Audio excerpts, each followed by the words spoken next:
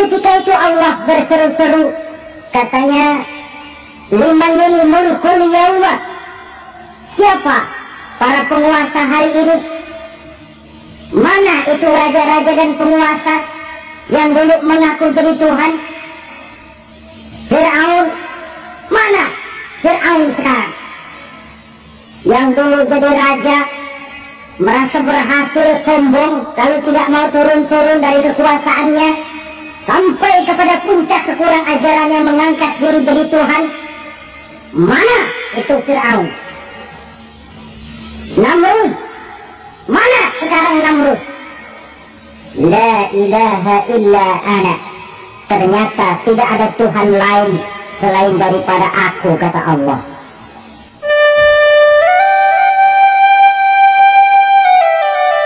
Assalamualaikum warahmatullahi wabarakatuh. Di akhir zaman nanti, mendekati hari kiamat, Dajjal ini muncul. Dajjal kelas kakap, menyesatkan masyarakat manusia untuk berpaling dari Islam, mengikuti seruan mereka. Apalagi di antara datangnya kiamat itu, tanda yang besar itu, turunnya Nabiullah Isa Al-Masih, putra Maryam. Menurut berbagai hadis yang sahih, Nabi Isa Al-Masih nanti akan turun lagi, tidak membawa risalah yang baru, tapi meluruskan risalah Islam ini yang telah banyak ditinggalkan oleh masyarakat. Bahkan ada hadis menjelaskan beliau lalu melaksanakan haji dan umrah mengikuti syariat Nabi Muhammad, bukan membawa agama baru. Menjadi semacam mujaddid, reformer, menyelamatkan manusia dari bisikan Dajjal. Bahkan ada riwayat yang menjelaskan bahwa Nabi Isa berhasil mengalahkan Dajjal, mengembalikan masyarakat manusia kembali kepada ajaran Islam yang datang dari Allah, dibawa oleh Rasulullah Sallallahu Alaihi Wasallam. Dengan kata lain, turunnya Nabi Isa bukan sebagai Nabi dan Rasul baru, tetapi mengikuti syariat Nabi kita Muhammad Sallallahu Alaihi Wasallam. Saudara hadirin, ibu-ibu hadirat yang saya hormati, kemudian apa lagi di antara tanda-tanda besar akan datangnya kiamat itu? Ini pun diperkuat dalam surah Ad-Dukhan ayat 10. Fartaqib yawma ta'ti as-sama' bidukhanin mubin wa yughshan nas hadza 'azabun alim. Bagi orang-orang yang beriman, mereka biasa-biasa saja. Tapi bagi orang kufur, datangnya asap dan awan ini merupakan azab yang kelewat pedis. Barangkali sedikit mendekati gambaran tentang azab yang pedih ini, saya ingatkan alam pikiran kita kepada peristiwa yang belum lama terjadi. Pernah dengar berita bocornya reaktor nuklir di Chernobyl, Uni Soviet? Bocornya reaktor nuklir di Chernobyl yang mengakibatkan ratusan, bahkan sangat mungkin ribuan nyawa. Cuma satu reaktor. Bagaimana kalau seluruh cadangan nuklir yang dimiliki oleh para negara adik kuasa ini diledakkan? Bahkan yang konon menurut catatan, cadangan nuklir yang dimiliki bersama oleh Amerika dan Rusia sekarang ini sudah sanggup memusnahkan 6 miliar manusia, 1,5 kali lebih banyak dari jumlah manusia yang nongkrong di permukaan bumi ini. Saudara-saudara hadirin yang saya hormati, lalu saat mendekati hari kiamat, apalagi tandanya? Setelah Nabi Isa wafat, pada saat turunnya yang kedua kali, lalu Allah meniupkan angin sejuk, semua orang-orang beriman, orang-orang baik wafat, sehingga penghuni bumi ini cuma tinggal lagi terdiri dari orang-orang kafir. Tidak ada lagi di bumi ini yang bisa mengucapkan Allah. Sehingga dalam hadis qudsi itu ada keterangan, Innallaha azza wa jalla yaqulu li Israfil. Allah pernah pesan kepada malaikat Israfil, kata Allah, Israfil, idza sami'ta qailan yaqul Allah Allah, sanatan ikraman liqa'ilha. Hai Israfil, apabila kau dengar di permukaan bumi masih banyak orang yang mengucapkan Allah, Allah, maka tunda sangkakala kiamat itu 40 tahun. Untuk apa?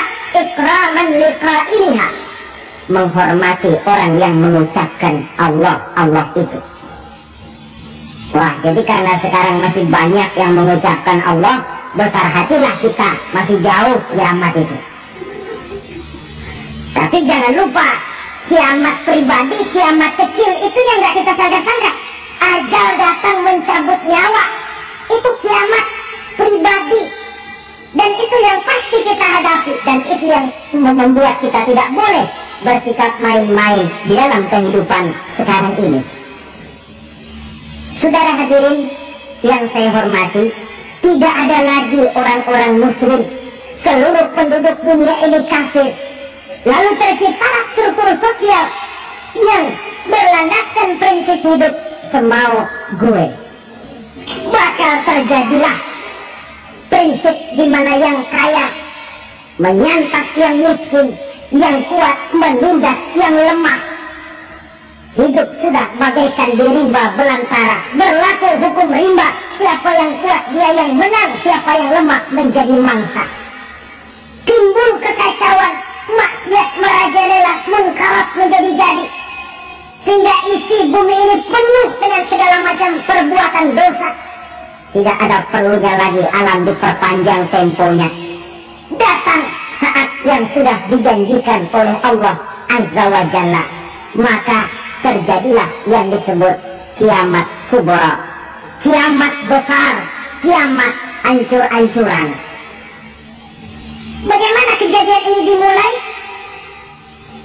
Dalam surah Az-Zumar ayat 68, Allah Subhanahu wa taala berfirman, "Wa nufikha fis-suri fasa'iqa man fis samawati wa man fil ardi illa man syaa Allah." Maka manakala ditiuplah sangkakala, terkejutlah seluruh yang ada di langit dan seluruh yang ada di bumi.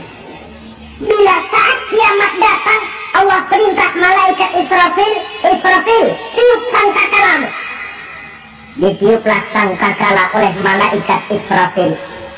Yang akibat daripada tiupan itu, seluruh yang ada di langit, seluruh yang ada di permukaan bumi terkejut.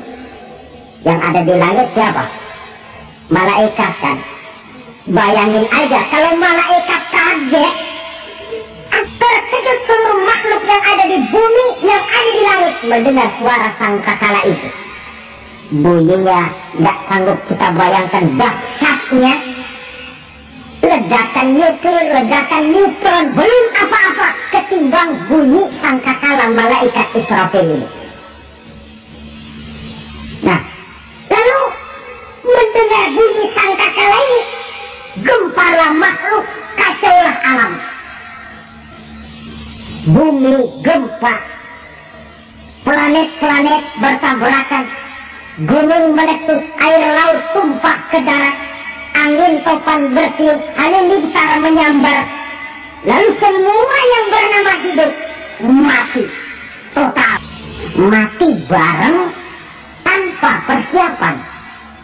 La haula wala quwata illa billah.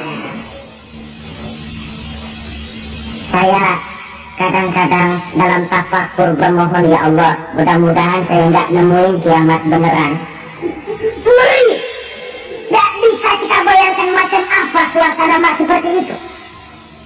Allah saja banyak memberikan gambaran, misalnya Al-Qari'ah, wa mal Qari'ah, wa ma adraka mal Qari'ah. Kejadian yang menggemparkan. Tahukah kamu apa kejadian yang menggemparkan itu? Yauma yakunun nasu kal farasil mabsus wa takunul jibalu kal ihlil manfus. Pada saat itu manusia berterbangan bagai kupu-kupu, gunung berterbangan seperti kapas ditiup angin. Gunung saja macam kapas, konon lagi manusia. Kematian total, mulai semut sampai gajah mati, jin mati, iblis mati. saja mati. Saudara hadirin yang saya hormati, kematian total yang tanpa persiapan. Orang bilang, Pak, kalau mati bareng begitu yang repot malaikat maut dong ya, jamur sana jamur sini. Itu kalau menurut logika kita, mestinya begitu menurut logika. Tapi logika juga yang bilang nggak perlu serepot itu. Sebab untuk mematikan listrik di wilayah DKI, di wilayah Jakarta, nggak perlu tiap rumah didatengin matiin ya lama. Cukup dari kantor pusatnya saja flare entok, tekan satu tombol, gelaplah seluruh Jakarta. Saudara hadirin yang saya hormati, kematian total.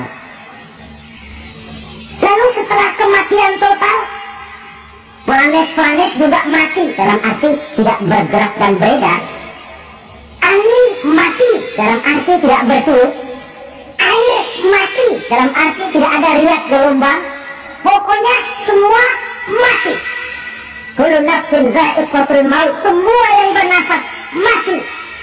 Dalam ayat lain, kullu man 'alaiha fan, semua yang ada di permukaan bumi fana.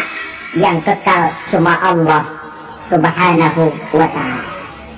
Yang paling belakang mati malaikat maut dan malaikat Israfil. Tapi mati juga sesuai dengan janji Allah.